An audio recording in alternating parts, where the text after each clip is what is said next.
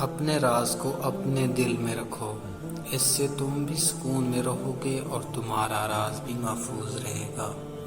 قبول کرنے سے پہلے جو مرضی تحقیق کر لیا کرو، مگر جب قبول کر لیا تو نبھانا جانا ہی کمال ہے۔ رسول اللہ صلی اللہ علیہ وآلہ وسلم نے فرمایا، کسی مومن کے دل میں ایمان اور حسد جمع نہیں ہو سکتے۔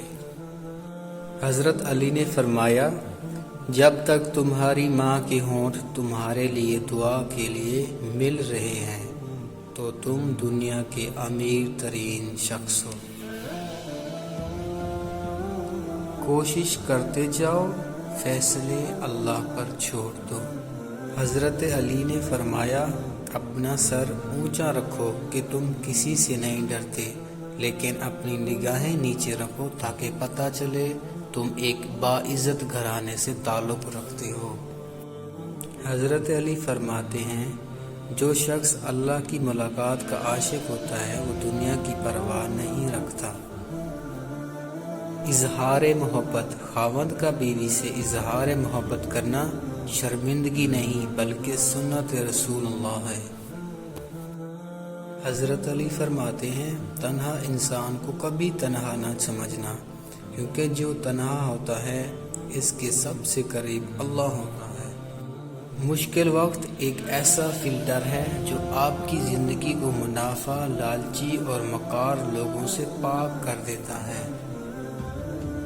حضرت علی فرماتے ہیں، اپنا کردار بنانے میں اس قدر مشغول ہو جاؤ کہ دوسروں پر تنقید کرنے کا بدلہ ہی نہ ملے۔ حضرت علی فرماتے ہیں، اپنے لیے بہتر کی دعا مانگو اور باقی سب فیصلے اللہ پر چھوڑ دو۔ اللہ تم سے محبت کرتا ہے، وہ کبھی تمہارا برا نہیں چاہے گا۔ ہم ایسے معاشرے میں رہتے ہیں جہاں لوگ ڈرامے دیکھ کے روتے ہیں اور حقیقت دیکھ کے کہتے ہیں کہ سب ڈرامہ ہے۔ حضرت علی نے فرمایا، زندگی 2 دن کی ہے، ایک دن تمہارے حق میں، دوسرے دن تمہارے مخالف۔ جس دن تمہارے حق میں ہو اس دن غرور مت کرنا، اور جس دن تمہارے مخالف ہو اس دن صبر کرنا۔ دوستی کرنا اتنا آسان ہے جیسے مٹی سے مٹی پر لکھنا، لیکن دوستی نبھانا اتنا مشکل ہے جیسے پانی سے پانی پر پانی لکھنا۔